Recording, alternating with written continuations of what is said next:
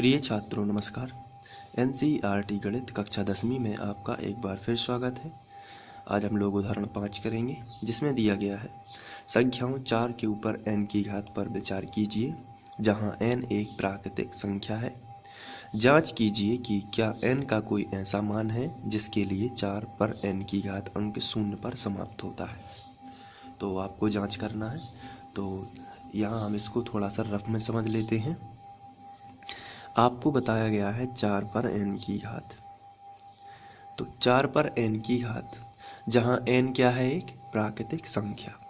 तो प्राकृतिक संख्या का मतलब होता है n का मान 1 हो सकता है, 2 हो सकता है, डैश डैश कुछ भी हो सकता है। प्राकृतिक संख्याएं ऐसी संख्याएं होती हैं जो 1 से शुरू होती हैं और अनंत तक जाती हैं। तो ये हो सकता है। अब n का कोई ऐसा मान है जिसके लिए 4n अंक 0 समाप्त पर होगा, ये हमें जांच करना है। अगर ये 0 पर समाप्त होगा, 0 पर समाप्त होने का मतलब ये होता है, माना कि n की घात यहाँ से कोई भी मान रखने पर यदि 50 आ गया या 40 आ गया या 500 आ गया, कुछ भी, तो ये इसे बोलते हैं 0 पर समाप्त होना। अगर इसके इकाई का अंक क्या हो, 0, ये भी 0, ये भी 0। तो अगर हम इसको ध्यान से देखें तो अगर जो भी 0 से समाप्त होगा ये 5 से डिवाइड हो जाएगा, क्योंकि जिन संख्याओं का इकाई अंक 0 होता है वो 5 से डिवाइड होता है। ये सभी संख्याएं 5 से डिवाइड हो जाएंगी। तो हम लिखेंगे, यदि n के किसी मान के लिए n के किसी मान के लिए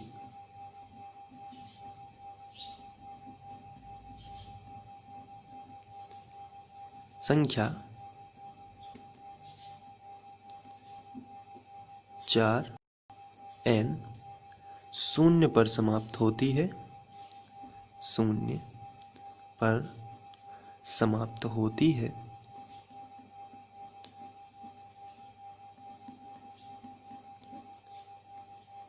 तो वह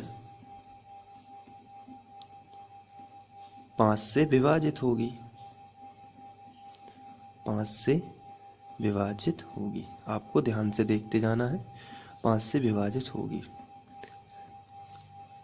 परंतु हम क्या कर सकते हैं यहाँ पर, परंतु जो 4 पर n की घात है,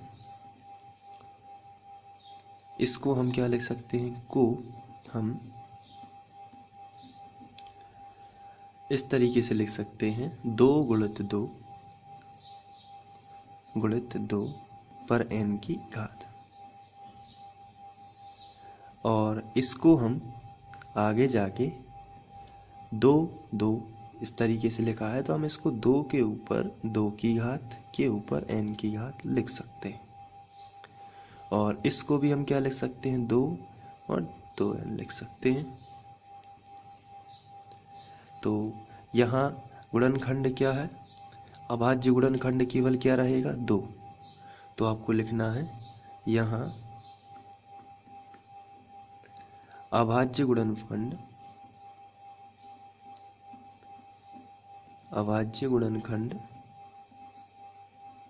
केवल 2 ही रह सकता है, 2 ही रह सकता है। तो आधारभूत प्रमेय के अनुसार इसका केवल 2 ही अभाज्य गुणनखंड होगा। तो इस तरीके से आप इसको सॉल्व कर सकते हैं। इसमें लिखना ज़्यादा है और थोड़ा सा समझना है, तो आप तो इसको इसी तरीके से कर सकते हैं। Thank you.